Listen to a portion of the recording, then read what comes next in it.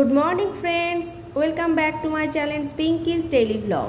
দেখো সকাল সকাল আমি উঠে পড়েছি। এখন বাজে সকাল 6টা। উঠে জলদি আমি রান্নাঘরে চলে এলাম। এসেই আমি শুরু করে দিয়েছি বাসন টাসন গোছানো।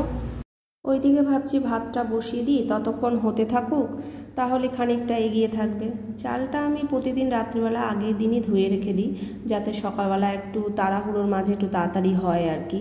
ওদিকে ভাতটা হতে থাকছে, আর এদিকে আমি বাসনগুলো ঝটপট করে গুছিয়ে নিচ্ছি। আর মনে মনে ভাবছি যে কি রান্না করব। আর প্রতিদিন তো ওই একই ডিউটি, রান্না করা। কি রান্না করব এইটাই ভাবছিলাম, সব কিছু করে উঠতে পারবো কিনা টাইমের মধ্যে। তো সেই সব চিন্তাভাবনা করছি, আর বাসনগুলো ঝটপট করে গুছিয়ে নিলাম। আবার দেখো কিছু বাসন দেখছি আমি শুকোইনি, আর যেগুলো ওই নিচের দিকে থাকে না, সেইগুলো একটু জল জল ভাব থেকে যায়, হাওয়া পায় না, সেই জন্য শুকোয় না। তো সেইগুলো আমি একটু ন্যাকড়া দিয়ে মুছে নিলাম, মুছে টুছে নিয়ে গুছিয়ে রেখে দিচ্ছি। তারপরে দেখো আমি ভাবছি এবার একটু রান্নাটার দিকেই যাই, অনেক কাজ হয়ে গেছে এইদিকে বলে আমি তাড়াতাড়ি ঝটপট একটা কড়াই নিলাম, নিয়ে গ্যাসে বসিয়ে দিলাম। বসিয়ে দিয়ে ভাবছি না রান্নাটা সেরেই নিই, তাদের লেট হয়ে যাবে। আর কাল রাতে ছেলে আমাকে বলে রেখে দিয়েছিল, মা আমি কিন্তু বলবো উচ্ছে ভাজা খাবো। তো ও উচ্ছে ভাজা খেতে খুব ভালোবাসে, সেই জন্য একটু উচ্ছে কেটে রেখে দিয়েছিলাম রাত্রিবেলায়।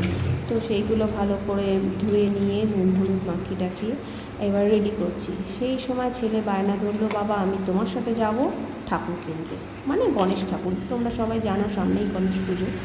তো চলে গেল ওরা গণেশ ঠাকুর কিনতে। আর এইদিকে আমি ওরা যাচ্ছে তাই ব্যালকনি থেকে দেখছি। তো দৌড়ে এলাম আবার রান্নাঘরে, এসে দেখছি না তেলটা গরম হয়ে গেছে বলে আমি আবার উচ্ছেগুলো চটপট ভেজে নিতে লাগলাম। ওইদিকে আবার মাথায় ঘুরছে যে বাসনপত্র তো কোচানো হলো, রান্নাবান্নার দিক হলো, কিন্তু কাপড় জামাটা তো আমাকে ওয়াশিং মেশিনে দিতে হবে। তো জেনারেলি আমি চলে এলাম আবার ওয়াশিং মেশিনের কাছে, কাদাখানি কাপড় জামা নিয়ে সেইগুলো ঝটফট করে দিয়ে নিচ্ছি। আসলে সকালবেলাটা এত তাড়াহুড়ো থাকে না, কোনটা ছেড়ে কোনটা যে আগে করব সেটাই বুঝে উঠতে পারি না। তো যাই হোক, ওগুলো আমি সব মেশিনে দিয়ে কাপড় জামাগুলো সার্ফ টার্ফগুলো যা দেওয়ার সমস্ত কিছু দিয়ে রেডি করছি। সেই মুহূর্তে দেখছি যা বাবা, এ তো আমি ব্ল্যাকে তারটাই বুঝিনি। তো যে কাজটা আগে দরকার, তো আমি আবার ব্ল্যাকে তারটা তাড়াতাড়ি করে সেট করে নিলাম, নিয়ে এবার আমি রেডি করছি সব কিছু চালাবো বলে। আর আমার ছেলে এদিকে আবার চলে এসেছে ঠাকুর কিনে টেনে।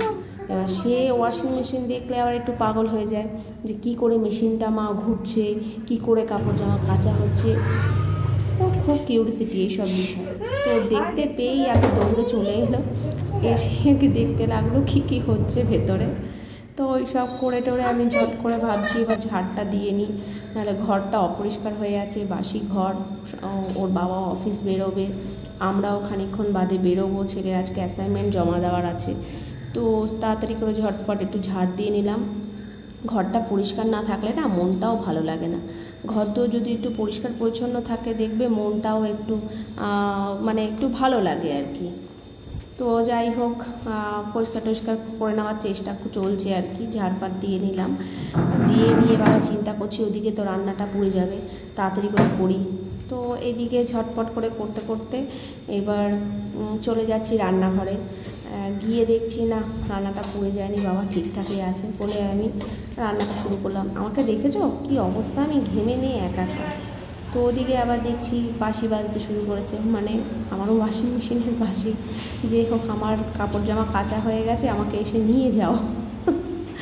তো চলে গেলাম জামা কাপড় আনতে। এসে দেখো আমি ওগুলো তাড়াতাড়ি করে এক এক করে সব দড়িতে মেলে দিচ্ছি। মেলে দিয়ে এবার দৌড়বো ঘরের দিকে, কারণ ছেলেকে নিয়ে খাইয়ে আমি নিজে খেয়ে আবার বেরোতে হবে। তো যাই হোক, এগুলো মেলে টেলে নিয়ে এবার চলে যাব ঘরে। ঘরে গিয়ে ছেলেকে খেতে দিতে হবে, আমি নিজে খাবো, ওকে তাড়াতাড়ি করে রেডি করব। এই কত চিন্তা, মানে সকালবেলাটা এত ঘুরোঘুরি হয় না। যাই হোক, রান্নাঘরের দিকে চলে এলাম। এসে দেখছি রান্নাটা মোটামুটি হয়েই এসেছে। এই রেসিপিটা যদি তোমাদের কেউ বলো আমাকে কমেন্ট করে যে লাগবে, তাহলে আমি অবশ্যই জানাবো। এই রেসিপিটা হলো হচ্ছে দুধ লাউ। এটা জেনারেলি উচ্ছে দিয়ে বড়ি দিয়ে, দুধ দিয়ে, ঘি দিয়ে তৈরি করা হয়। তো তোমরা যদি পুরো রেসিপিটা জানতে চাও আমাকে কমেন্ট সেকশানে কমেন্ট করে বলো, আমি অবশ্যই জানাবো। খেতে খুব সুস্বাদু। তো যাই হোক, চলো। হাই, এই এবার একটু রেস্ট নিচ্ছি, এতক্ষণ কাজ করে আর পাচ্ছি না, প্রচণ্ড গরম লাগছে। এবার ছেলে আর আমি ভাবছি একটু রেস্ট নিয়ে একটু ফল খাই। এইবার খেয়ে একটু রেস্ট নিয়ে যাবো চান করতে। এত রোদ্দুর, তোমরা তো দেখতেই পাচ্ছ, ভীষণ পরিমাণে রোদ উঠেছে, এক ফোঁটা বৃষ্টি নেই, প্রচণ্ড গরম লাগছে। আর আমাকে দেখে তো বুঝতেই পারছো যে ঘেমে টেমে একাকার। স্নান টান দেখো হয়ে গেছে, ছেলেকে আগেই স্নান করিয়ে দিয়েছিলাম, ওকে একটু বলেছি একটু টাস্কগুলো একটু করে নে, তো ও টাস্কগুলো করতে বসেও গেছে। এবার আমরা চলে যাব খাওয়ার দিকে। দুপুরে তাড়াতাড়ি খেয়ে দিয়ে একটু শুতে হবে, কারণ আমরা আবার একটু বেরোবো বিকালবেলা ছেলের ড্রয়িং ক্লাসে কিছু জিনিসপত্র কিনতে, তো সেই জন্য একটু তাড়াহুড়ো করছি। তো দেখো ওর লিখতে বসে গেছে, দেখেছো। এবার চলো টাটা, এবার যাই আমরা। দেখো এখানে আমি চলে এসেছি, রাত্রির হয়ে গেছে, ড্রয়িং ক্লাসের জিনিসপত্র তো কেনাকাটি কিছুই হলো না, সেটা নিয়েই ভাবছি, কারণ পেলাম না ঠিকঠাক মতো, কিছু হলো না। এদিকে ছেলে আবার ডাকছে, মা এসো ঘুমোতে যাবে। তো ঠিক আছে বন্ধুরা, এখন তাহলে এই অবধি, গুড নাইট, কালকে আবার দেখা হচ্ছে।